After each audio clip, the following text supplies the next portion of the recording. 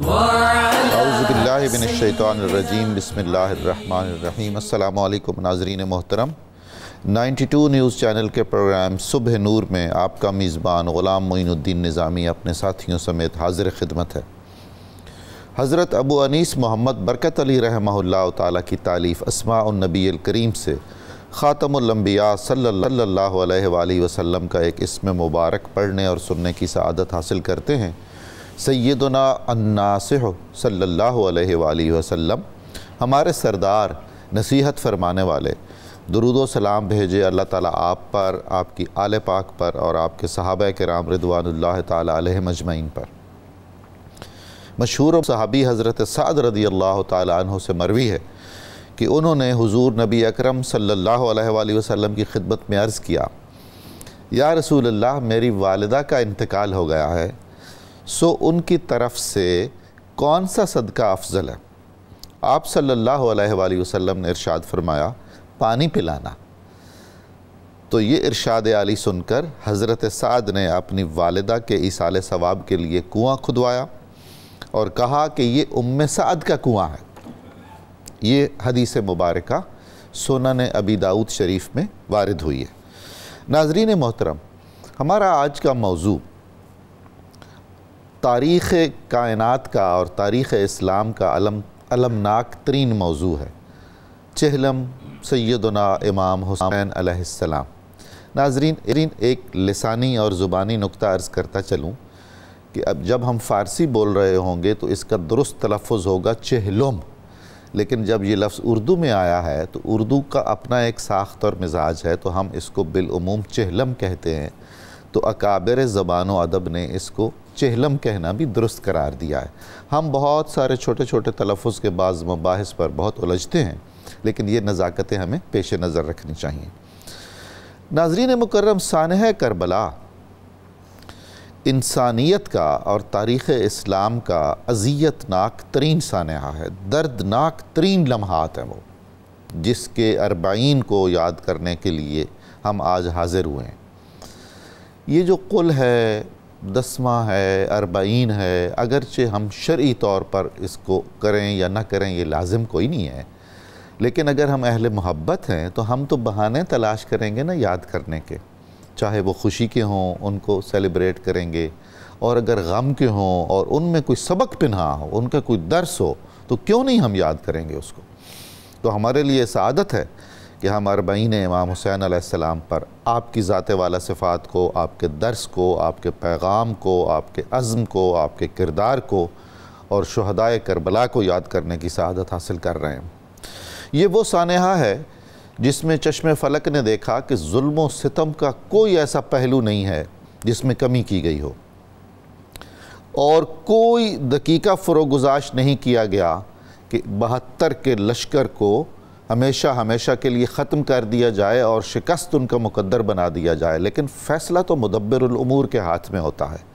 اللہ تعالیٰ کی مشیت کا تقاضا تھا کہ قیامت تک اور اس کے بعد تک جو 72 کا لشکر ہے وہ جیتا ہوا رہے، وہ زندہ جاوید رہے، وہ اپنے رب سے رزق پاتا رہے، اور جو صف اعداء ہے، جو لشکر مخالفین ہے، وہ خائب و خاسر ہو، اس دنیا میں بھی اور اس دنیا میں بھی، اور فتح ظاہری حاصل کر کے بھی اس کے ہاتھ خالی ہوں، اس کا دامن خالی ہو، اس کا نامہ اعمال خالی ہو۔ ناظرین مکرم، ایذائے رسول صلی اللہ علیہ وآلہ وسلم، رسول کریم صلی اللہ علیہ وآلہ وسلم کے جسم اطہر کو، آپ کے قلب منور کو، آپ کے دماغ انور کو، آپ کے مزاج اقدس کو کسی بھی نوعیت کی تکلیف پہنچانا کفر ہے، اور وہ خدا کو ایذا پہنچانے کے مترادف ہے۔ سانحہ کربلا کو کیا ہم نے کبھی اس نقطہ نظر سے دیکھا ہے کہ یہ ایذائے رسول کا نقطہ منتہا ہے؟ اس سے زیادہ کسی کو ایذا پہنچائی جا سکتی ہے کہ اس کے جگر کے ٹکڑوں کو، اس کی آنکھوں کے نوروں کو نہ صرف امت قتل کرے، شہید کرے، پھر ان لاشوں کے بے حرمتیاں کرے، اور اس کے بعد ناظرین مکرم، اگر ہم مسلمان ہیں تو ہمیں اپنے افعال، کردار، علم اور تحقیق کا بھی جائزہ لینا چاہیے۔ کیا ہم یہ دلچسپی رکھتے ہیں کہ ایذائے رسول صلی اللہ علیہ وآلہ وسلم کا یہ سلسلہ معاذ اللہ پیہم جاری رہے اور ہم اپنی علمی اور تحقیقی منہ شگافیوں سے واقعہ کربلا کو طرح طرح کے عجیب و غریب تناظر میں پیش کریں، حقائق کو مسخ کریں، اور اس کے پیچھے ہماری یہ خواہش اور کوشش ہو جو بالکل مجھے کہنے میں باک نہیں ہے کہ یہ ابلیسی کاوش ہے کہ کربلا کا واقعہ بالکل ایک سیاسی واقعہ ہے اور اس کا رفعت اسلام سے اور پیغام محمدی صلی اللہ علیہ وآلہ وسلم کے اعلاء سے تعلق نہیں ہے، اور معاذ اللہ جو مخالفین ہیں ان کے یہ فضائل ہیں۔ یہ کیا رویہ ہم نے اختیار کیا ہوا ہے؟ ہم قیامت کے دن اللہ کے رسول صلی اللہ علیہ وآلہ وسلم کو، سیدہ فاطمہ الزہرا کو کیا منہ دکھائیں گے؟ میں ناظرین آپ کو علامہ اقبال کی وہ وصیت کرتا ہوں، وہ نصیحت کرتا ہوں جو انہوں نے اپنے وصیت نامے میں اپنی اولاد کو لکھی ہے کہ حب اہل بیت کا دامن نہ چھوڑنا، یہ سفینہ نجات ہے، یہ کشتی نوح ہے، اس سے متوسل رہنا، دین و دنیا میں نجات پا جاؤ گے۔ 40 امام حسین، چہلم امام حسین، جس پر ہم آج بات چیت کریں گے، ہم کوشش کریں گے کہ اس میں ایک نیا تناظر ضرور رکھیں پیش نظر کہ اس کا سبق کیا ہے۔ یہ حریت کا، عظیمت کا، استقامت کا اور ثبات کا درس دیتا ہے ہمیں۔ ہمارے اپنے کرداروں میں کیا اس کی کوئی جھلک ہے؟ کربلا کا جو منشور ہے اس سے ہم کتنے متفق ہیں؟ ہمارا عمل کیا ثابت کرتا ہے کہ ہم اس میں اس کو عملی طور پر اپنی زندگیوں میں اور اپنے نظام فکر میں ہم نے کیا جگہ دے رکھی ہے؟ دنیا میں جہاں جہاں بھی آزادی کی جنگیں لڑی گئیں، حریت کی جد و جہد چلائی گئی، وہاں پیغام حسینی ہی تو اس کی خشت اول بنا، اس کی بنیاد بنا۔ آج اس بہت اہم موضوع پر گفتگو کرنے کے لیے ہمارے ساتھ جو صاحبان فکر و نظر تشریف فرما ہیں، وہ آپ کی جانی پہچانی شخصیتیں ہیں، ہمارے لیے بہت عزیز، محترم اور محبوب ہیں۔ محترم پروفیسر محمد سعید احمد خان صاحب، جناب ڈاکٹر طاہر حمید تنولی صاحب، بہت محترم ڈاکٹر سید حامد فاروق بخاری صاحب، میں آپ تینوں کا فرداً شکر گزار ہوں کہ آپ تشریف لائے۔ پروفیسر صاحب، جیسا کہ میں عرض کر رہا تھا کہ حب اہل بیت ہمیں بالوضاحت بتائیے کہ اس کے بغیر ہمارا ایمان کامل نہیں ہے، اور فضائل اہل بیت کیا ہیں، اور ان میں خاندان رسول صلی اللہ علیہ وآلہ وسلم میں سیدنا امام حسین علیہ السلام کا کیا مرتبہ اور مقام ہے؟ بسم اللہ الرحمن الرحیم۔ اللہم صلی علی محمد وعلی آل محمد وبارک وسلم۔ بہت شکریہ محترم ڈاکٹر صاحب۔ جب ہم قرآن و سنت کی روشنی میں ایک مسلمان ہونے کے ناطے غور و فکر کرتے ہیں تو قرآن کریم کے صفحات جلی حروف میں ہر ناظر کو یہ بتا رہے ہیں کہ تیرے لیے اللہ نے جن سے محبت کرنا لازم قرار دیا ہے وہ نبی اکرم رحمت عالم صلی اللہ علیہ وسلم کا یہ خاندان۔ سبحان اللہ، سبحان اللہ۔ حضور نبی اکرم رحمت عالم صلی اللہ علیہ وسلم کو جب قرآن کریم احب الیکم من اللہ ورسولہ وجہاد فی سبیلہ کی روشنی میں یہ پیغام پہنچا دے کہ لا یؤمن احدکم حتی اکون احب الیہ من والدہ وولدہ والناس اجمعین، تو اس کے بعد یہ سوال کہاں کھڑا ہے؟ کس کے ذہن میں آ سکتا ہے کہ وہ اس سے گریز کرے کہ نبی اکرم رحمت عالم صلی اللہ علیہ وسلم جب جان کائنات ہیں اور کائنات کا ہر کلمہ گو کائنات کی ہر شے سے بڑھ کر ان سے جب تک محبت نہ کرے اس کا دعویٰ ایمان ناقص ہے، تو اس صورت میں اور یہاں تو محبت کی راہ میں ہم دیکھتے ہیں کہ گلیاں پسند آ جاتی ہیں، دیواروں سے پیار کیا جاتا ہے، دیواروں راستے سے گزرنے والی چیزوں سے پیار کیا جاتا ہے کہ یہاں وہ رہتا ہے جن سے ہم محبت کرتے ہیں۔ اسی لیے اس عشاق مدینہ کا ایک لمبا سفر ہے۔ ہمارے ائمہ مدینہ منورہ کی دیواریں چومتے تھے۔ امام مالک رحمۃ اللہ علیہ کو تو دیکھ کر حیرت ہوتی ہے کہ انہوں نے محبت کی کیا منزلیں امت کو سمجھائی ہیں۔ تو قرآن و سنت میں جب نبی اکرم رحمت عالم صلی اللہ علیہ وسلم کا یہ فرمان موجود ہو کہ اے میری امت کے افراد، تم پر لازم ہے کہ تم اپنے آنے والی نسلوں کو 3 چیزوں کی محبت سکھاؤ، ان کو تعلیم دو، ان کو قرآن سکھاؤ، ان کو میری محبت سکھاؤ، ان کو میرے اہل بیت اطہار کی محبت سکھاؤ، اس سے بڑھ کر ہمارے لیے اور کون سا سوال ہو سکتا ہے کہ جس کی روشنی میں ہم یہ دیکھیں کہ نبی اکرم رحمت عالم صلی اللہ تعالی علیہ وسلم سے منسوب بال مبارک، ناخن مبارک، سبحان اللہ، آپ کا لباس مبارک، کروڑوں جانے قربان، ایک ایک چیز کے لیے صحابہ کرام رضوان اللہ علیہم اجمعین تڑپیں، اور ہم ان کے خانوادے کے بارے میں زبان کھولتے ہوئے احتیاط سے کام نہ لیں کہ ہم کون سا حضور ہماری تو نمازیں مکمل نہ ہو جب تک ہم ان پر درود پاک نہ بھیجیں، یہ امام اور شافعی عملی زندگی میں کیا کریں؟ یہ تو کہا تھا کہ حبکم فرض من اللہ فی القرآن، اللہ اللہ نے قرآن میں اے اہل بیت تمہاری محبت ہم پر فرض کر دی ہے، قل انی لا اسألکم علیہ اجرا الا المودۃ فی القربى، یہ جملہ قرآن پاک کا قیامت تک آنے والے ہر کلمہ گو کو اس بات پر مجبور کرے گا کہ میرے ایمان کی تکمیل اس وقت تک ناممکن ہے جب تک رسول رحمت صلی اللہ علیہ وسلم کے قربا کو، آپ کے عزیزوں کو، اور پھر آپ یہ دیکھیں کہ سیدنا امام علی مقام کی ذات کیا ہے، سبحان اللہ، راکب دوش مصطفیٰ، عظمتیں، رفتیں، ان کے آپ کوہ صفا ہیں، آپ دنیا میں جب تشریف لانے سے پہلے ماں کے شکم میں ہوں گی، اور امام المرسلین صلی اللہ علیہ وسلم نماز فجر کے لیے جاتے ہوئے دروازے پر کھڑے ہو کر یہ فرماتے ہوں گے کہ اے اہل بیت طہار صلاۃ صلاۃ، آپ تو ماں کے شکم میں یہ سنتے ہوں گے، اور پھر یہ کہ آپ کو یہ شرف ہے کہ جب آپ نے دنیا میں قدم حضور رکھا، انہوں نے تو یہ ساری چیزیں یوم الست کو بھی سن لی تھیں اور لبیک بھی کہا تھا، اور جب وہ شکم حضرت زہرا میں تھے آپ کی ساری اولاد پاک، تو تب بھی مرجع محبت مصطفیٰ رہے۔ وہی تو ہے نا کہ ہم کلمہ پڑھنے والے اس معاملے میں سوچ بچار میں کیوں پڑھیں؟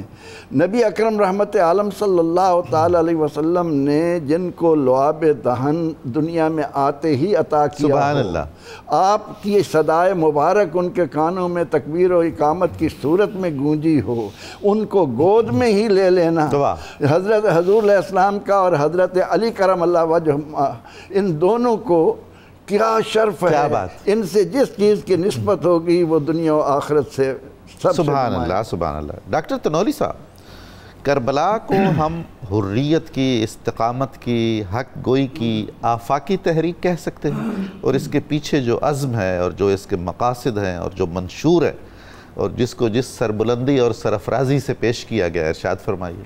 بسم اللہ الرحمن الرحیم۔ ڈاکٹر صاحب بہت شکریہ۔ بلا شبہ جیسے آپ نے ارشاد فرمایا ڈاکٹر صاحب، جن بنیادی ویلیوز کا آپ نے ذکر کیا ہے، حریت فکر ہے، عزم و استقامت ہے، اعلیٰ کلمۃ الحق ہے، اور دین کے غلبے کی بات ہے، دین کو زندہ کرنے کی بات ہے، یہ ساری ویلیوز ہمیں امام پاک کی جد و جہد میں نظر آتی ہیں۔ سبحان اللہ۔ اور تھوڑا اگر ہم غور کریں تو یہ ساری چیزیں آپس میں انٹر کنیکٹڈ ہیں، ان میں سے کوئی چیز دوسرے سے الگ نہیں کی جا سکتی۔ یہ وہ اینٹیں ہیں جو ایک دوسرے کی تقویت کا باعث بنتی ہیں اور ایک فصیل بنتی ہیں۔ بلا شبہ ڈاکٹر صاحب، جب تک حریت فکر نہیں ہوگی تو دین کی بات نہیں ہوگی۔ سبحان اللہ، کیا وہ کہنے۔ جب تک عزم و استقامت نہیں ہوگی تو حریت فکر کے اندر جان نہیں پڑے گی۔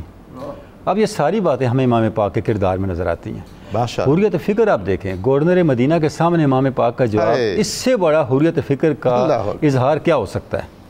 اب وہ جو جواب ہے امام پاک کا، وہ لمحہ آخری تک وہ جواب چلتا چلا جا رہا ہے، اس سے پیچھے آپ نہیں ہٹے پھر۔ یعنی عزم، استقامت اور اس کہے ہوئے لفظ کے ساتھ وفا اور اس کے ساتھ جو کمٹمنٹ ہے، وہ امام پاک نے اپنا پورا خاندان قربان کر کے اس کمٹمنٹ کو دکھا دیا کائنات کو۔ کیا بات۔ تو یہ جو کریکٹر ہے امام پاک کا، ڈاکٹر صاحب ہم دیکھتے ہیں کہ یہ صرف ملت اسلامیہ کے لیے نہیں بلکہ انسانیت کے لیے ایک منشور کے طور پر سامنے آتا ہے۔ ابو داؤد شریف کی ایک حدیث پاک ہے کہ کیوں تباہی و بربادی آئی بنی اسرائیل پر۔ مفہوم حدیث پاک کا یہ ہے کہ اس قوم کے اندر، بنی اسرائیل کے اندر ہوتا یہ تھا کہ جب کوئی خرابی پیدا ہو جاتی، کوئی عیب آ جاتا، کوئی اخلاقی نقص آ جاتا، تو کچھ لوگ اس کی نشاندہی کرتے کہ آپ ایسا نہ کریں، اصلاح کی بات کرتے، لیکن اگلے دن انہیں بھول جاتا کہ ہم نے تو اسی بات پہ تنقید کی تھی، اسی کا حصہ بن جاتے۔ یعنی کچھ وقت کے لیے تو وہ برائیوں کی نشاندہی کرتے، برائیوں کو دور کرنے کی بات کرتے، لیکن بعد میں ان کے ساتھ سمجھوتا کر لیتے، یعنی اس پر استقامت برقرار نہیں رہتے، اور جب اس کے ساتھ سمجھوتا کر لیتے، ہوتے ہوتے اچھے برے ایک جیسے بنتے چلے گئے۔ نتیجہ کیا نکلا کہ پوری کی پوری سوسائٹی تباہ و برباد ہو گئی۔ اب اس کے اینڈ پہ پھر آپ سے ارشاد فرمایا اے میری امت، آپ نے یہ کرنا ہے کہ نیکی کا حکم دینا ہے، سبحان اللہ، برائی سے روکنا ہے، اور اس کے ساتھ ساتھ جو لوگ صاحبان اختیار ہوں جو حق سے ہٹ جائیں ان کو حق پہ لے کے آنا ہے اور ان کو حق پہ برقرار رکھنے کی کوشش کرنی ہے۔ کیا دین ہے حضور والا، سبحان اللہ۔ یہ حدیث پاک اس کا کامل اظہار آپ کو اسوہ حسینی میں نظر آتا ہے۔ سبحان اللہ، سبحان اللہ، کیا بات۔ آپ نے برائی جب دیکھی سوسائٹی کے اندر اور جہاں سے برائی پیدا ہو رہی تھی، آپ نے اس کی نشاندہی فرمائی، ان لوگوں کو متنبہ کیا، اور اس کے بعد اس برائی کو ختم کرنے کے لیے اپنی جان تک جو ہے وہ اپنے قربان کر دی۔ سبحان۔ اور آپ کمال دیکھیں ڈاکٹر صاحب، احتیاط یہ ہے کہ آپ نے اس پوری جد و جہد میں، جی، کیونکہ اس میں سوسائٹی کا ایک فرد شامل نہیں تھا، کوئی طبقہ نہیں تھا، بلکہ براہ راست اقتدار کے سرچشمے اس میں انوالو تھے، آپ نے اس پوری جد و جہد میں شائبہ تک نہیں آنے دیا کہ آپ خود اقتدار کے مدعی ہیں۔ کیا بات۔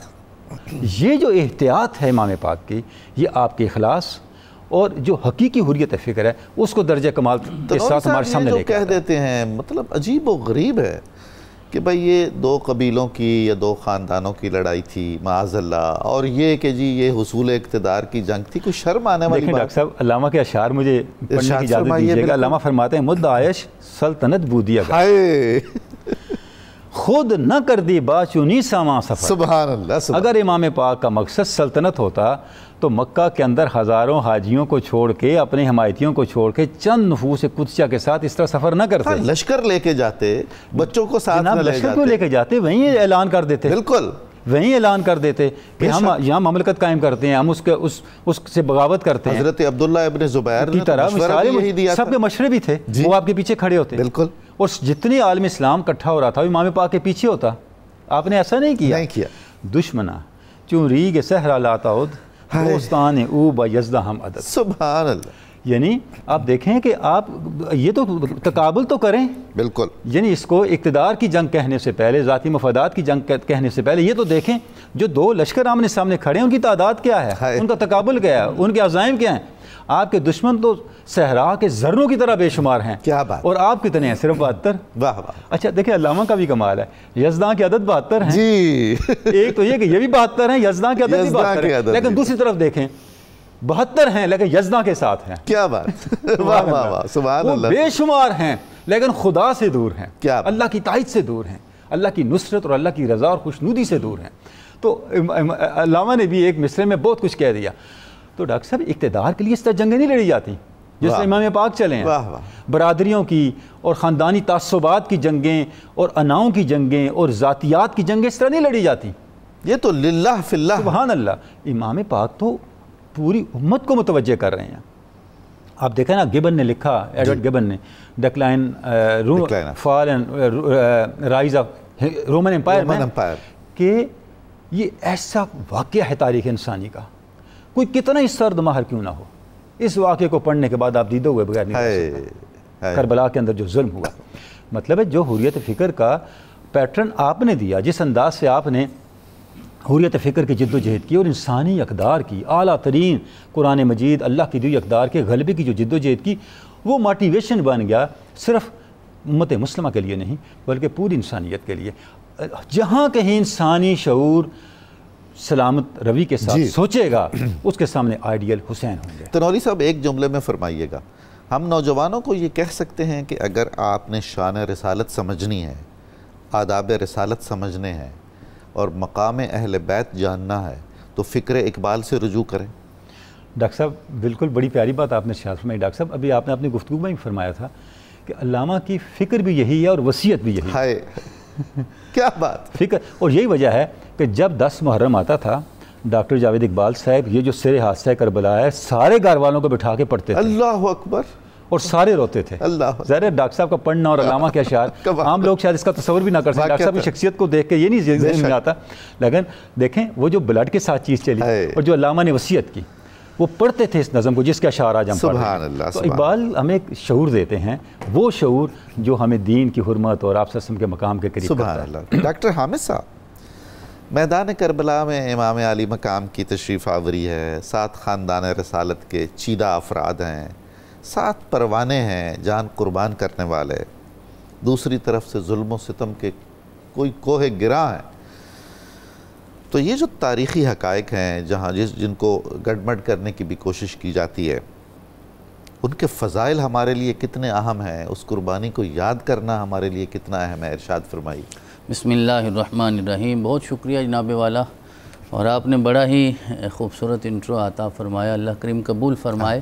اور ابھی جو آپ ارشاد فرما رہے تھے، ایک جملہ میرے ذہن میں آیا تو میں یہ کرنا چاہتا ہوں۔ آپ نے فرمایا کہ بعض لوگ یہ کہتے ہیں کہ یہ دو قبیلوں کی، دو خاندانوں کی جنگ تھی، تو اگر وہ لوگ یہ کہتے ہیں تو آج ہم بھی یہ کہہ دیتے ہیں کہ ہم قبیلہ رسالت کے ساتھ کھڑے ہیں۔ اگر بات یہ ہے تو جواب بھی یہی ہے، ہم بھی الزامی جواب ہی دے دیں۔ 1400 سال ہو گئے نا دلائل سے بات کرتے ہوئے، جذبات کے ساتھ بات کرتے ہوئے، تو اگر بات یہیں آ کے ٹھہری ہے کہ یہ صرف دو قبیلوں کی جنگ تھی تو ہم قبیلہ رسالت کے ساتھ کھڑے ہیں، خانوادہ محمد کے ساتھ۔ سبحان اللہ، سبحان اللہ۔ اور اگر یہ اقتدار کی جنگ بھی تھی تو پورے عثمانی ترکی میں حضرت امام حسین علیہ السلام کے ساتھ لفظ امیر المومنین لکھا جاتا تھا۔ حضور والا، لوگ کہتے ہیں کہ سیاست کے لیے گئے تھے، کہتے ہیں کہ سیاست تھی، تو ہم حضرت امام حسین کی سیاست کے ساتھ ہیں، ہمیں کوئی دلیل نہیں چاہیے، ہم الزامی جواب یوں ہی دیں گے، ورنہ کتابیں بھری پڑی ہیں، تفاسیر میں لکھا گیا ہے، احادیث حضرت امام حسین علیہ السلام کے کردار کو واضح کر رہی ہیں، لیکن جو انسان عقل سے، بصیرت سے، بصارت سے محروم ہو جائے تو ان کے ہی انداز میں ہم یہی جواب دیں گے کہ اگر قبیلوں کی جنگ ہے تو ہمارا قبیلہ یہ ہے، اور اگر سیاست ہے تو ہماری سیاست یہ ہے، اگر یہ مذہب ہے تو ہمارا مذہب یہ ہے، اگر یہ عبادت ہے تو ہماری عبادت یہ ہے۔ یہی چہلم کا پیغام ہے جو آج ہم لوگوں کے سامنے پیش کرنا چاہتے ہیں۔ اور جو آپ نے ارشاد فرمایا، اس میں حضرت امام حسین اور آپ کے جانثاروں کا ایثار، ان کی قربانی، قرآن عزیز میں واقعہ کربلا لفظوں میں لکھا نظر نہیں آتا۔ لوگ کہتے ہیں کہ ہر چیز ہے قرآن میں، تو بتائیے کہاں ہے واقعہ کربلا؟ بھئی قرآن 2 + 2 = 4 کی کتاب نہیں ہے۔ یوں ہوتا تو دنیا میں آزمائش کا کوئی مقصد نہ ہوتا۔ یہاں بھیجا اس لیے گیا ہے کہ قرآن راہ ہدایت دیتا ہے، نشان منزل دیتا ہے، منزل تک تو خود پہنچنا ہوتا ہے۔ تو قرآن عزیز میں واقعہ کربلا نہیں بیان ہوا، لیکن حضرت امام حسین علیہ السلام کے اوصاف بیان ہوئے ہیں۔ کربلا میں جو شہداء ہیں ان کے اوصاف کو قرآن نے بیان کیا ہے۔ آپ سورہ حمد سے لے کر، یعنی فاتحہ سے لے کے والناس تک، اور ایک ایک پارے سے سوال کرتے جائیں تو حضرت امام حسین علیہ السلام کا کردار ہمارے سامنے آتا جاتا ہے، کیونکہ رسول اکرم نے ارشاد فرمایا کہ 2 چیزیں چھوڑ کے جا رہا ہوں، قرآن سمجھنا ہے تو حسین کو دیکھ لینا، تو پھر قرآن سمجھ جاؤ گے، اور اگر حسین کی معرفت نہ ہو تو پھر قرآن کے الفاظ پڑھنا تو حسین کی معرفت نصیب ہو جائے گی۔ تو قرآن عزیز میں ہمیں یہ پتہ چلتا ہے کہ ایثار کسے کہا جاتا ہے، یعنی اپنی ضروریات کو چھوڑ دینا اور دوسروں کو ترجیح دینا، اسے ایثار کہا جاتا ہے۔ ہم لوگوں نے ایثار پہ صرف واز کیا ہے، ہم نے صرف زبانی نصیحت کی ہے۔ کبھی ایثار کیا ہوتا تو پھر حضرت امام حسین کا ایثار سمجھ آ جاتا۔ وَيُؤْثِرُونَ عَلَىٰ أَنفُسِهِمْ وَلَوْ كَانَ بِهِمْ خَصَاصَةٌ، اس امت کے لیے یا تو صرف حضرت امام حسن نے ایثار کیا ہے یا پھر حضرت امام حسین نے ایثار فرمایا ہے۔ حضرت امام حسن علیہ السلام نے حکومت کو چھوڑا، سلطنت کو چھوڑا اور ایثار کا اظہار فرمایا، اور حضرت امام حسین نے تو پھر انتہا ہی فرما دی ہے۔ وَيُؤْثِرُونَ عَلَىٰ أَنفُسِهِمْ وَلَوْ كَانَ بِهِمْ خَصَاصَةٌ۔ کربلا میں ایسا نہیں تھا کہ حضرت امام حسین کو خود تو کھانے کو مل رہا تھا اور باقی لوگوں کو نہیں مل رہا تھا، یا حضرت غازی عباس کو تو کہیں سے مہیا ہو رہا تھا اور حضرت امام حسین پاک کو نہیں تھا۔ بھوک اور پیاس ہر طرف ہے، لیکن سارے لوگوں نے دین کو مقدم رکھا ہے۔ اسے ہی تو ایثار کہا جاتا ہے کہ آپ اپنی ذات پہ دین کو اور امت کے مفادات کو جب ترجیح دیتے ہیں تو عملی جو ایثار فرمایا ہے وہ کربلا میں حضرت امام حسین اور آپ کے جانثاروں نے فرمایا۔ قرآن عزیز نے ارشاد فرمایا لن تنالوا البر حتی تنفقوا مما تحبون۔ آج لوگ بات تو کرتے ہیں کہ نیکی کیا ہوتی ہے، لیکن قرآن نے ارشاد فرمایا البر، خاص جو نیکی ہے وہ وہی ہے جب اپنی محبوب چیز اللہ کی بارگاہ میں پیش کرو۔ محبوب تو دور رہا، ہمیں تو جس چیز کی ضرورت نہیں ہوتی ہم وہ اللہ کی بارگاہ میں پیش کرتے ہیں۔ کپڑے وہ دیتے ہیں جن کا سائز چھوٹا ہو جاتا ہے، گرمیوں میں سردیوں والا صدقہ کرتے ہیں، موسم سرما میں گرمیوں والا کرتے ہیں۔ اسے تو نہیں قربانی اور نیکی کہا جاتا۔ حضرت امام حسین نے جان دی ہے، آپ نے آبرو دی ہے، آپ نے خاندان دیا ہے، یہی سب سے مقدس اللہ کی امانتیں ہیں۔ تو لہذا ایثار سمجھنا ہے تو کربلا والوں کے قدموں میں آنا ہوگا۔ وَيُطْعِمُونَ الطَّعَامَ عَلَىٰ حُبِّهِ مِسْكِينًا وَيَتِيمًا وَأَسِيرًا۔ قرآن کہتا ہے قیدی کو بھی کھلاؤ. یہاں یزیدی کردار کیا نظر آتا ہے, لیکن حضرت امام حسین کے جانثاروں نے اسے بھی قبول کیا ہے تاکہ امت کو ترجیح ملے اور دین کو ترجیح ملے. آپ نے دوسرا ارشاد فرمایا قربانی کے حوالے سے, اگر جان کی قربانی ہے, مال کی قربانی ہے, میرے رب کا ارشاد ہے وَمِنَ النَّاسِ مَن يَشْرِي نَفْسَهُ ابْتِغَاءَ مَرْضَاتِ اللَّهِ, ایسے لوگ بھی ہیں میرے رب نے ارشاد فرمایا کہ جو اللہ کو راضی کرنے کے لیے جان بھی قربان کر دیتے ہیں. حضرت صاحب تفسیر کبیر ارشاد فرماتے ہیں یہ آیت مبارکہ شب ہجرت حضرت امام حسین کے والد گرامی کے لیے مولا کائنات شیر خدا کے لیے نازل ہوئی ہے. تو حضرت امام حسین نے, آپ کے بھائیوں نے, آپ کے بیٹوں نے, آپ کے بتیجوں نے, آپ کے بھانجوں نے, آپ کے وفادار ساتھیوں نے, جانثاروں نے کربلا میں بتایا ہے کہ یوں بیع نفس ہوتی ہے, نفس کو کیسے قربان کیا جاتا ہے. ان اللہ اشترى من المؤمنین انفسهم واموالهم بان لهم الجنہ. آج کوئی مومن اپنی جان اور مال کے بدلے جنت لے سکتا ہے, تو حسین نے تو سب کچھ ہی اللہ کی بارگاہ میں پیش کر دیا. یہ مسئلہ بھی آج حل ہو جائے. صرف قرابت کی وجہ سے وہ جنت کے سردار نہیں بنے, اللہ رب العزت نے اس وجہ سے انہیں بنایا ہے کہ ان کی قربانی سب سے اعلیٰ ہے, سب سے افضل ہے. من المؤمنین رجال صدقوا ما عاہدوا اللہ علیہ. یہ حضرت حسین کی روح وہ ہے جو اللہ سے وعدہ کیا تھا اسے پورا کر دیا. وَلَا تَحْسَبَنَّ الَّذِينَ قُتِلُوا فِي سَبِيلِ اللَّهِ أَمْوَاتًا بَلْ أَحْيَاءٌ. حضرت امام حسین نے کٹے ہوئے سر کے ساتھ جب قرآن کی تلاوت کی ہے, وہ بل احیاء ان کی عملی تفسیر ہمیں نظر آتی. سبحان اللہ, سبحان اللہ, سبحان اللہ. ناظرین مکرم, ہمیں ایک مختصر وقفہ کرنا ہے. آپ بھی درود پاک سننے کی سعادت حاصل کیجئے گا, ہم بھی سنتے ہیں. بہت جلد دوبارہ حاضر خدمت ہوتے ہیں, آپ ہمارے ساتھ رہیں گے.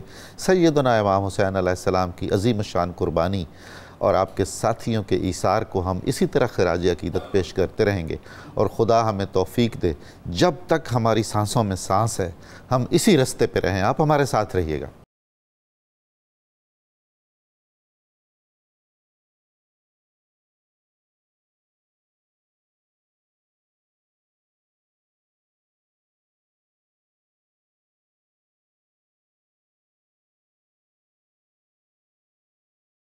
السلام علیکم ناظرین محترم, صبح نور میں دوبارہ خوش آمدید. ہم ذکر پاک کر رہے ہیں اہل بیت علیہ السلام کا, حضرت سیدنا امام حسین علیہ السلام کا اور شہدائے کربلا کا.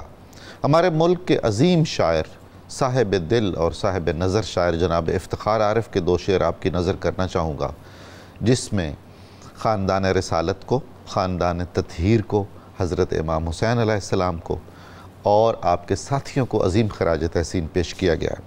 خیمہ صبر سے پیکان ستم کھینچتے ہیں, ایک منظر ہے کہ ہم دم کھینچتے ہیں. وقت شاہد ہے کہ ہر بیعت فاسق کے خلاف, وقت شاہد ہے کہ ہر بیعت فاسق کے خلاف خط تنسیخ جو کھنچتا ہے تو ہم کھینچتے ہیں. یہ ہے پیغام کربلا. پروفیسر سعید صاحب, اہل بیت علیہ السلام پر ایک تو قیامت صغرا یا کبرا ٹوٹی میدان کربلا میں, اس کے بعد بھی جتنے بھی سو کالڈ خلفاء تھے ان کے عہد میں اہل بیت پر بہت مظالم ہوئے. وہ سلسلہ سمہاؤ چلتا چلتا اب اس عہد جدید میں بھی آ گیا ہے. اب ہمارے سامنے وہ ذوات قدسیہ تو نہیں ہے, ان کی فکر ہے, ان کی تحریک ہے, جس کو ہم طرح طرح کی تحقیقات کا نشانہ بناتے ہیں. اس پر آپ کے کیا کامنٹس ہیں؟ محترم پروفیسر صاحب, بہت خوب بات کہی آپ نے. امام حسین رضی اللہ تعالیٰ عنہ اور آپ کے رفقا نے قیامت تک آنے والے ظالموں پر واضح کر دیا کہ تم اپنے ظلم کی جتنی انتہائیں ڈھونڈ لو, سبحان اللہ, سبحان, جس میدان میں بھاگ سکتے ہو خوب بھاگ کر ظلم کو اس کی بلندی تک پہنچا دو, لیکن آخر کار قتل حسین اصل میں مرگ یزید ہے.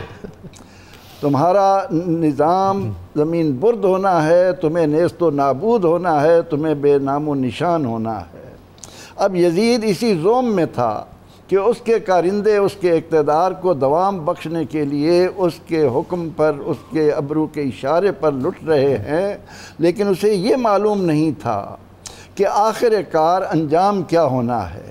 اور پھر اسی کی روش ان کے بعد جس نے بھی کی, جس کسی نے امام باقر کو زہر دی، امام زید کو لٹکایا، جو تمام ائمہ شہید ہوئے، وہ تمام کے تمام واقعات آج امت مسلمہ کو یہ حوصلہ دے رہے ہیں کہ ظالم کے سامنے ڈٹ جانے والے کبھی مرا نہیں کرتے، ظلم کو آخر تباہ ہو کر برباد ہو کر حضور ایک اور بات سمجھ نہیں آتی، ایک حقیقت یزید کے بیٹے پر تو آشکار تھی، اس نے کسی رد عمل کے تحت ہی تخت سے اتر گیا تھا نا، قبول نہیں کیا تھا، چند دن کے بعد اس نے کہا کہ یہ تخت مجھے نہیں چاہیے، اور اس کے بعد اس کا کچھ پتہ بھی نہیں چلا۔ آج ہم پر وہ حقیقت منکشف نہیں ہوئی، ہم زیادہ بہتر جانتے ہیں، اور دفاع یزید میں صف اول کے مجاہد بنے امام مالک کو پتہ نہ چلا، امام شافعی کو پتہ نہ چلا، امام احمد بن حنبل کو پتہ نہ چلا، امام ابو حنیفہ کو پتہ نہ چلا رحمہم اللہ، اور آج ہم قرآن و سنت کے پڑھنے والے ان سے زیادہ عالم آ گئے کہ ہم پر زیادہ حقیقتیں کھل رہی ہیں۔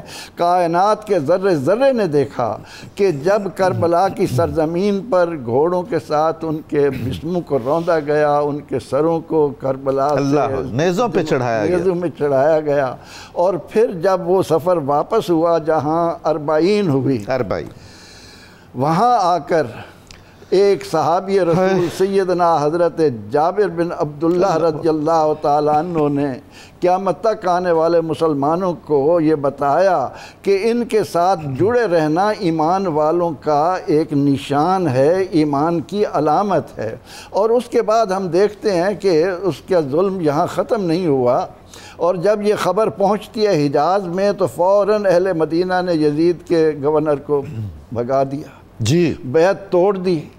اس پر پھر وہ ظلم پر اتر آیا، اور یہاں پر اگر کوئی تحقیق کرنا چاہتا ہے تو وہ اس بات کو دیکھے کہ حضرت عبداللہ بن حنظلہ رضی اللہ تعالی عنہ جب یزیدی لشکر کو دیکھتے ہیں، یہ غسیل الملائکہ کے فرزند ہیں، غسیل الملائکہ کے بیٹے ہیں حضرت عبداللہ، اور حضرت عبداللہ اور فضل بن عباس رضی اللہ عنہما کا اس ظلم میں ہمارے ہاتھوں سے چلے جانا امت کا کتنا بڑا نقصان ہے، اس کا کوئی اندازہ نہیں لگا سکتا۔ حضرت فضل بن عباس وہ ہیں جو حضرت رسول اللہ کی تدفین میں اور آپ کے جنازے میں اور آپ کے غسل میں شریک رہے۔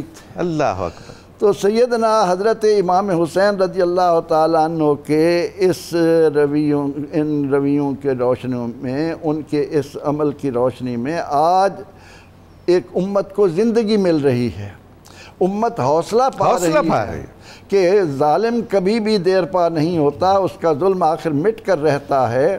تو یزیدی لشکر نے آ کر جب مدینہ منورہ کو پامال کرنا چاہا تو ان لوگوں نے ایک وفد ترتیب دیا جو حضرت عبداللہ کی سرکردگی میں دمشق پہنچا۔ وہاں جا کر انہوں نے اس ظالم کے بارے میں سارے شواہد اکٹھے کیے، اور اس کے بعد آ کر جب انہوں نے مدینہ والوں کو خبر دی کہ یزید کے بارے میں سیدنا امام عالی مقام نے جو ہمیں لکیر کھینچ دی تھی، جو نتیجہ دیا تھا وہ عین برحق ہے، یزید اسی کردار کا حامل ہے، اور اس کے بعد اہل مدینہ یہ تو سارے یعنی انہوں نے شرعی تقاضے اور شواہد پورے کیے ماشاءاللہ، تاکہ قیامت تک آنے والا کوئی مسلمان اس بھول میں نہ رہے کہ شاید یہ غلط ہوا ہے۔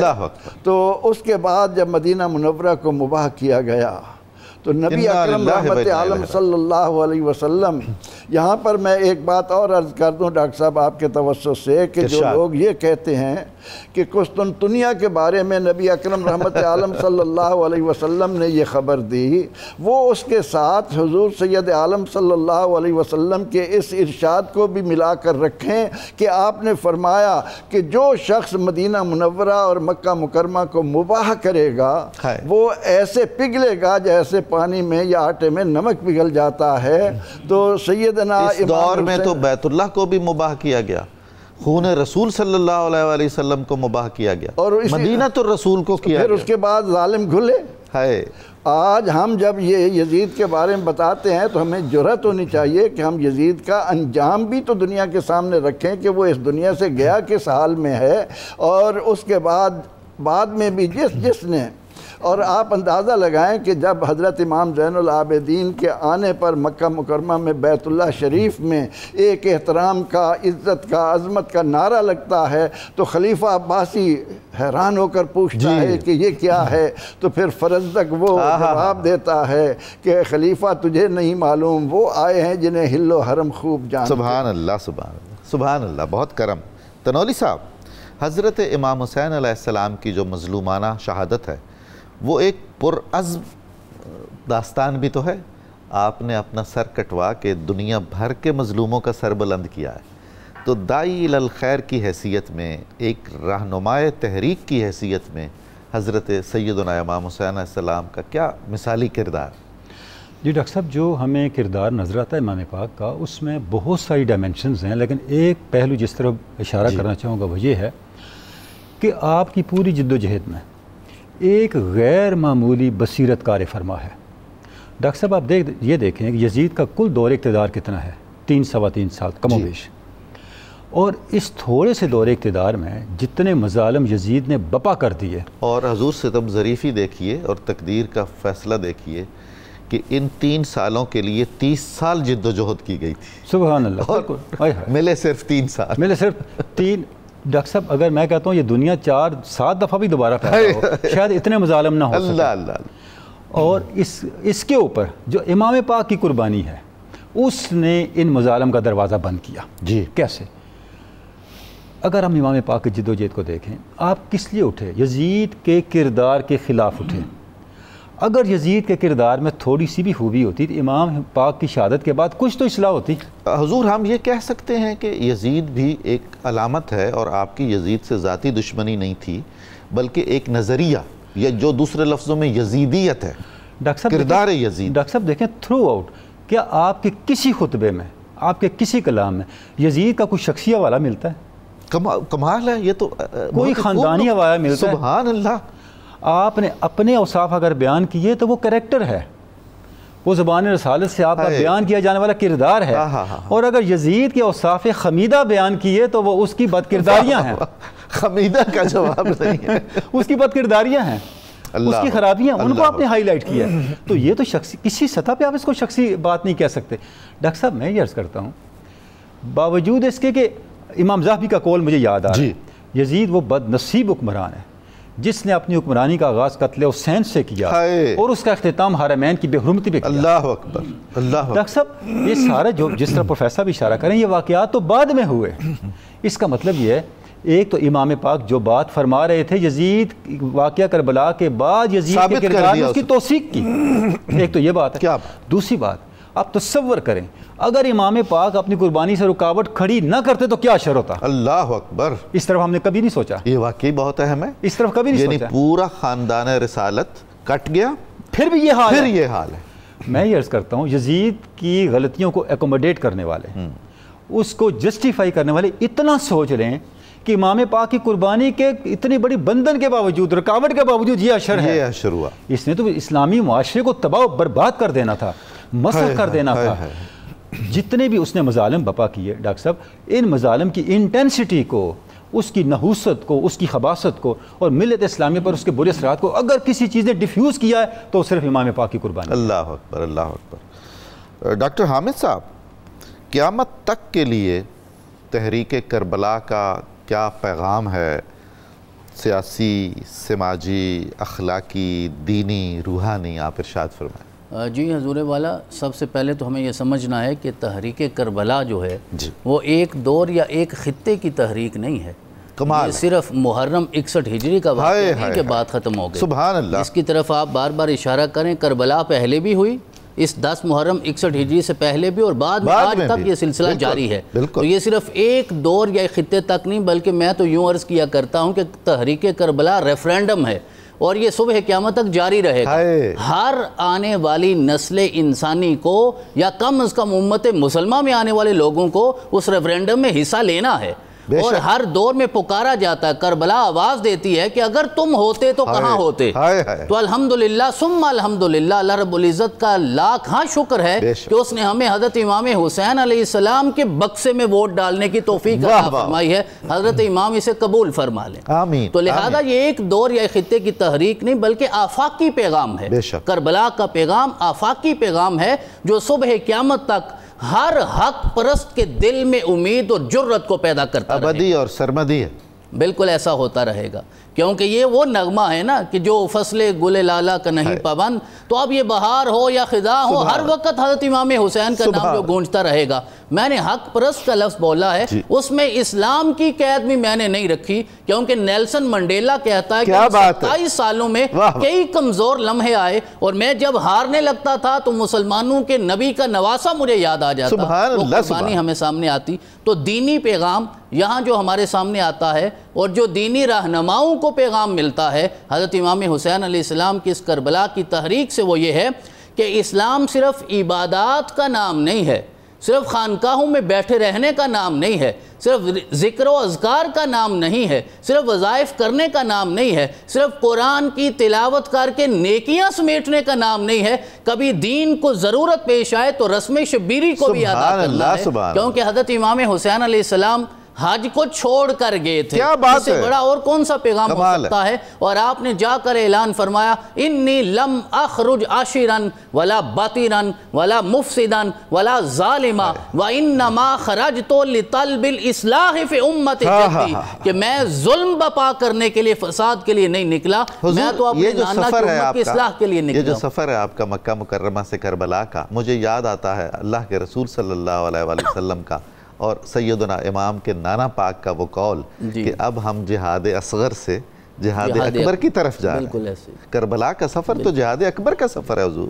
تو دینی پیغام ہمارے سامنے یہ آتا ہے کہ یہ صرف عبادات کا نام دین نہیں ہے، معاملات میں بھی آگے بڑھنا ہے، اور جب جان کی قربانی کی ضرورت پیش آئے تو وہ بھی دینی ہے۔ دوسرا پیغام ہمارے سامنے یہ آتا ہے تحریک کربلا سے، وہ سیاسی پیغام ہے، اور سیاسی پیغام ہمارے سامنے یہ ہے کہ کوئی ظالم یا جابر حکمران ہو تو اس کے سامنے خاموش نہیں ہونا، کلمہ حق بلند کرنا ہے۔ حضرت امام حسین علیہ السلام نے وہی تو کر کے دکھایا ہے، وہ گورنر مدینہ کے سامنے سے لے کے کربلا تک آنے میں، بلکہ مجھے تو یوں لگتا ہے جب سر کٹ گیا تو حضرت امام حسین علیہ السلام پھر بھی کلمہ حق ہی بلند فرما رہے تھے۔ تو یہ وہ سیاسی پیغام ہمارے سامنے آتا ہے۔ آج کے سیاستدانوں کو بھی رہنمائی لینی ہے تو انہیں بھی تحریک کربلا کے وارثوں کی سیرت کو پڑھنا ہوگا۔ اگر ہم سماجی پیغام کی بات کرتے ہیں تو تحریک کربلا ہمیں یہ بتاتی ہے کہ کوئی بھی معاشرہ اس وقت تک قائم نہیں ہو سکتا، اس میں امن نہیں آ سکتا جب تک عدل پہ وہ مبنی نہ ہو۔ تو حضرت امام حسین علیہ السلام نے کربلا میں جا کے بتایا کہ عدل پہ مبنی معاشرہ جب قائم ہوگا پھر تحریک کربلا ہر زمانے میں زندہ رہے گی اور لوگوں کو آواز دیتی رہے گی۔ اور آخری بات یہ ہے کہ آپ نے روحانی لوگوں کو بھی پیغام دیا ہے۔ روح کا پیغام صرف یہ نہیں ہے کہ آپ صرف تسبیح پھیرتے رہیں اور آپ توجہ ادھر نہ کریں۔ آپ نے بتایا صبر سیکھنا ہے تو مجھ سے سیکھو، توکل سیکھنا ہے تو یہاں آؤ، اور دنیا سے بے نیاز کیسے ہوتے ہیں وہ بھی حضرت امام حسین علیہ السلام نے بتایا۔ تو سانحہ کربلا یہ صرف ایک سانحہ نہیں ہے بلکہ ایک چراغ ہے جو صبح قیامت تک جتنے بھی ظلم کے اندھیرے ہیں انہیں چیر کر ختم کرتا رہے گا۔ اور حضرت امام حسین علیہ السلام کا رستہ اللہ کا رستہ ہے، جو اس پہ چلے گا میرا رب اسے کامیاب۔ سبحان اللہ، سبحان اللہ۔ میں شکر گزار ہوں آپ کی تشریف آوری کا، بہت ہی ایمان افروز گفتگو آپ نے فرمائی۔ اللہ تعالیٰ قبول فرمائے اور ہمیں اس رستے پہ چلتے رہنے کی توفیق عطا فرمائے۔ ناظرین مکرم، ایک بہت اہم کتاب کا تعارف کروانا چاہوں گا، مظہر نور خدا۔ یہ حضرت سیدنا علی ابن عثمان حجویری داتا گنج بخش کا مجموعہ مناقب ہے رحمت اللہ تعالی علیہ کا، اور اس کے شاعر ہیں ہمارے بہت ہی مہربان اہل دل جناب صاحبزادہ محمد لطیف ساجد چشتی صاحب۔ مظہر نور خدا نام بھی کتنا اچھا ہے ناظرین مکرم، اور حضرت سیدنا داتا گنج بخش کا یہ امتیاز ہے کہ آپ کے کتنے مناقب لکھے گئے مختلف زمانوں میں، مختلف زبانوں میں۔ یہ اس کا ایک قابل قدر مجموعہ ہے، جو اہل نسبت ہیں، جو اہل دل ہیں، وہ اس سے ضرور استفادہ کریں۔ بہت شکریہ آپ کا۔ ایک گزارش میں کرنا چاہتا ہوں اپنے فاضل پینل کی طرف سے بھی اور سارے 92 کی طرف سے بھی کہ پروفیسر ڈاکٹر غلام معین الدین نظامی صاحب کو حکومت پاکستان نے علم و ادب کے شعبے میں تمغہ امتیاز عطا فرمایا، تو میں مبارکباد آپ کو اللہ تعالیٰ آپ کو سلامت رکھے، یہ صرف آپ کی خوشی نہیں ہے، ہماری خوشی بھی ہے، لہذا آپ ہمیں بھی مبارکباد دیجیے کہ ہم آپ کے عہد میں آپ کے سامنے موجود ہیں، یہ ہم سب کا فخر ہے۔ آپ اسی طرح علم و ادب کی شمع فروزاں کرتے رہیں اور ہم آپ سے رہنمائی حاصل کریں۔ آپ دعاؤں میں ہمیشہ یاد رکھیں، اللہ تعالیٰ اپنی خدمت جتنی لے سکے اپنے رسول کی، اہل بیت کی، وہ لیتا رہے۔ ناظرین مکرم، کتاب الشفا سے ایک وظیفہ پیش خدمت ہے، نماز میں خشوع اور خضوع کا۔ جس شخص کا دل نماز میں نہ لگتا ہو تو وہ سورہ مومنون کی پہلی 2 آیات کثرت سے پڑھا کرے، انشاءاللہ اس کی عبادت میں خشوع اور خضوع پیدا ہوگا اور نماز میں دل لگ جائے گا۔ آیتیں یہ ہیں: قد افلح المؤمنون الذین هم فی صلاتہم خاشعون۔ اچھا، اگر کسی کو یہ خیال ہے کہ اس کا دل خشوع اور خضوع سے بھرا ہوا ہے تو بے شک وہ بھی پڑھ لے، اچھا ہے، خشوع اور خضوع میں اضافہ ہی ہوگا۔ ناظرین مکرم، آج کے اخبار میں 92 نیوز میں چہلم سیدنا امام حسین اور شہدائے کربلا علیہم السلام کے عنوان بہت عمدہ مضمون شائع ہوا ہے، آپ استفادہ کیجئے گا۔ قول مبارک سیدنا امام زین العابدین علیہ السلام کا: ہم اہل بیت وہ ہیں جو ہر حال میں خدا سے راضی ہیں۔ سبحان اللہ، سبحان اللہ۔ ہم اہل بیت وہ ہیں جو ہر حال میں خدا سے راضی ہیں اور اس کی اطاعت و فرما برداری کرتے ہیں۔ ناظرین، پروگرام کی تفصیل جاننے کے لیے صبح نور کے ایکس کو فالو کریں، ہمارا فیس بک پیج لائک کریں، پروگرام دیکھنے کے لیے ہمارا یوٹیوب چینل سبسکرائب کریں اور ہمیں اپنی قیمتی رائے سے آگاہ فرمائیں۔ اب ہم لگائیں گے نعرہ مقصد پاکستان اور اس کے ساتھ ہم سنیں گے جناب محمد شاہزیب جاوید گنجیالوی صاحب کی بہت ہی خوبصورت آواز میں صاحبزادہ محمد لطیف ساجد چشتی صاحب کا بہت عمدہ کلام منقبت۔ آئیے نعرہ لگاتے ہیں: پاکستان کا مطلب کیا؟ لا الہ الا اللہ محمد الرسول اللہ۔ جی ارشاد فرمائیں۔ خدا کے دین کا پاسباں حسین ہے، حسین ہے۔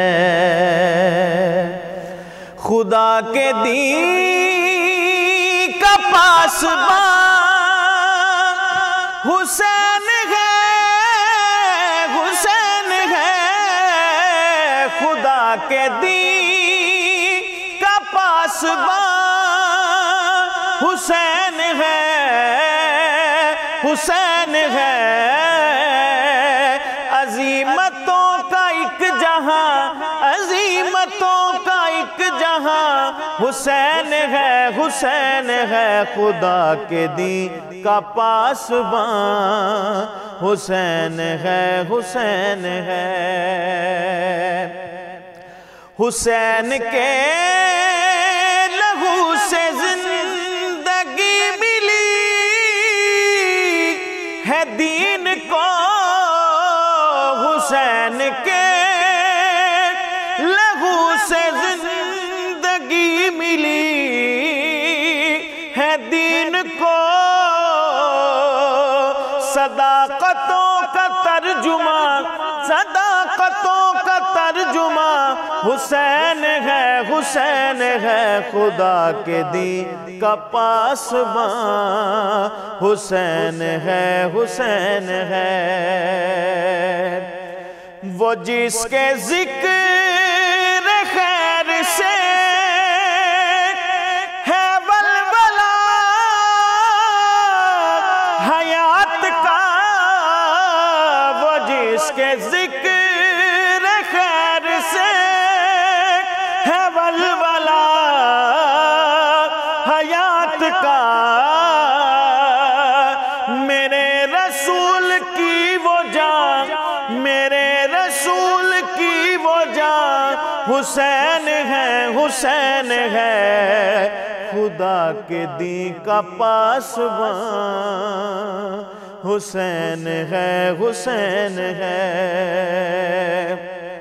ہے ساجد اپنا پیشوا علی کا ہے، یہ دل ربا ہے۔ ساجد اپنا پیشوا علی کا ہے، یہ دل ربا کرم کا نوری آسماں، کرم کا نوری آسماں حسین ہے، حسین ہے۔ خدا کے دین کا پاسباں حسین ہے، حسین ہے، حسین ہے، حسین ہے، حسین ہے، حسین ہے، حسین ہے۔ حسین ہے حسین ہے حسین ہے